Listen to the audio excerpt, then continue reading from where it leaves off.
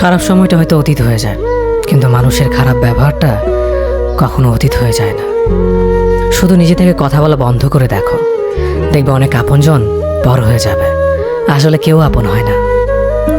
যারা তোমার ক্ষতি চায় তাদের আঘাত করবে না, তাদের সামনে একটু হাসি মুখে বাঁচবে। দেখবে তুমি আঘাত করলে যা কষ্ট পেত, ওরা তার থেকেও বেশি কষ্ট পাবে। যত মিশবে ততই মানুষ চিনবে, অভিনয় যে কত প্রকার হয় তা বুঝতে পারবে।